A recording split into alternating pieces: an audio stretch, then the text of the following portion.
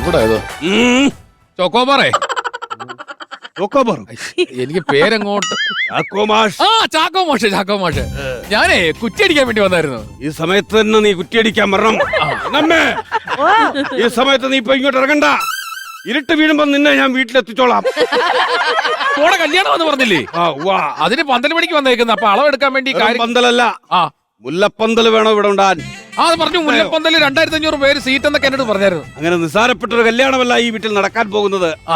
സമൂഹത്തിൽ വിലയും നിലയുമുള്ള ഉന്നതരായിട്ടുള്ള പല പ്രമുഖരും പങ്കെടുക്കുന്ന ഒരു ചടങ്ങാണിത്. ആണല്ലേ? മനസ്സിലായില്ലേ? അപ്പോഴേ കാര്യങ്ങൾ എങ്ങനെയാണ്? ഇപ്പൊ ഞാൻ കൂട്ടി നോക്കിയിട്ട് സ്ക്വയർ ഫീറ്റ് വെച്ചിട്ട് കണക്ക് പറയാന്നുണ്ടെങ്കിൽ ഇപ്പൊ മുല്ലപ്പന്തലല്ലേ പറഞ്ഞേ? മുല്ലപ്പന്തൽ എങ്ങനെ കൂട്ടിയാലും 2.5 ലക്ഷം രൂപയാവും. 2.5 ലക്ഷം രൂപയോ? എങ്ങനെ കണക്കൊന്ന് പറഞ്ഞാട്ടെ. കണക്കെന്ന് പറഞ്ഞപ്പോ നമുക്ക് 250 ഗുണം കൂട്ടുമ്പോഴാണ് അങ്ങനെ വരുന്നത്. സ്ക്വയർ ഫീറ്റിന് 250 രൂപ വെച്ച്. സ്ക്വയർ ഫീറ്റിന് 250 രൂപ വെച്ച് കൂട്ടിയാലും 3.5 ലക്ഷം രൂപയാകുമല്ലോടോ. തന്നെ ആരാ കണക്ക് പഠിപ്പിച്ചേ? മാഷാണ് എന്നെ കണക്ക് പഠിപ്പിച്ചത്. ആണോ? അങ്ങനെ വരാൻ വഴിയില്ല. ഞാൻ പഠിച്ച വിദ്യാർത്ഥികളെല്ലാം ഉന്നത സ്ഥാനത്തെത്തിയിട്ടുള്ളവരാണ്. അതൊക്കെ ശരിയാക്കും. പക്ഷെ മാഷാണ് എന്നെ കണക്ക് പഠിപ്പിച്ചത്. അത് മാത്രമല്ല, മാഷ് എനിക്കിട്ടൊരു പണിയും കൂടെ പണിഞ്ഞായിരുന്നു. ഞാനെന്ത് പറഞ്ഞു? മാഷ് സിസ്ലി ടീച്ചറുടെ പ്രേമല്ലായിരുന്നു. അതൊക്കെ പറയടാ. ഉന്നമ കേട്ടാ എന്റെ തലയെടുക്കും.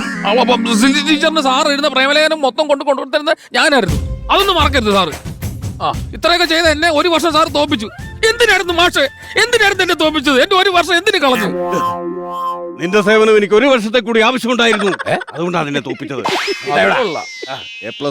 A+B ഇറങ്ങി പോടാ.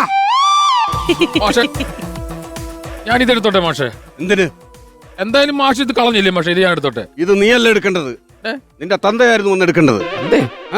മനസ്സിലായില്ല. എടാ, അങ്ങേര് ഇത് പണ്ടേ ഇത് വെച്ചിരുന്നെങ്കിൽ അദ്ദേഹത്തിന് ദാഹിക്കുമ്പം 2 ഇളനീര് വെട്ടി കുടിക്കാമായിരുന്നു. മാഷന്മാരോട് പറയാൻ പറ്റാത്ത ഒരു കൗണ്ടർ പറഞ്ഞോട്ടെ ഞാൻ.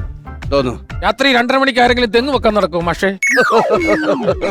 അസാധ്യമായി പോയിടാ, അസാധ്യമായി നിന്റെ